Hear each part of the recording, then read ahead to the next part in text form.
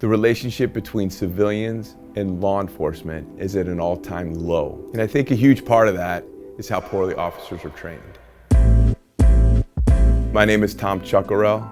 I'm a third-degree black belt in Brazilian jiu-jitsu and the former lead defensive tactics instructor at the Montgomery County Police Department in Maryland. After a 24-year career in law enforcement, I retired so I could travel the country and teach jiu-jitsu to police officers full-time.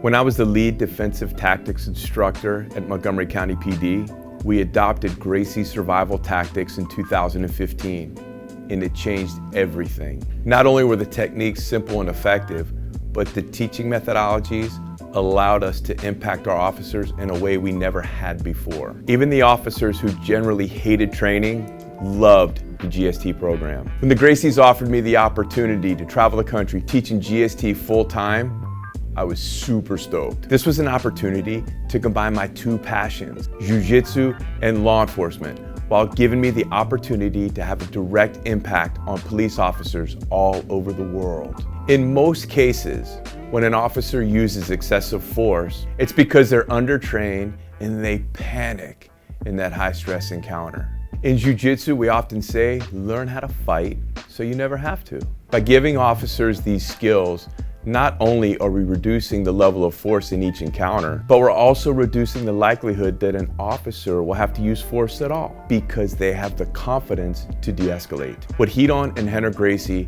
have done with the GST program is remarkable.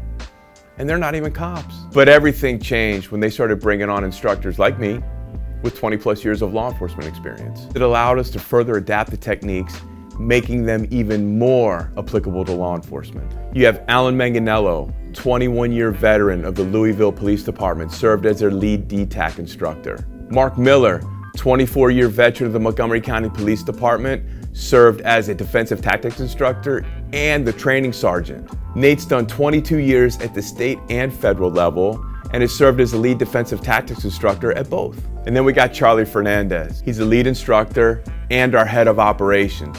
He's a 29-year police veteran out of Arlington, Texas, and when it comes to use of force policy, Charlie is the man. Altogether, we have over 100 years of collective policing experience, and all of this is being contributed to the GST program. Since the beginning, jiu-jitsu has always been taught to law enforcement, but the way this program has evolved, jiu-jitsu is now being taught for law enforcement. Based on these improvements, Gracie Survival Tactics is now post-certified in over 40 states. But if you ask me, until every officer in the country is training at least 1 to 2 hours a week, we still have work to do.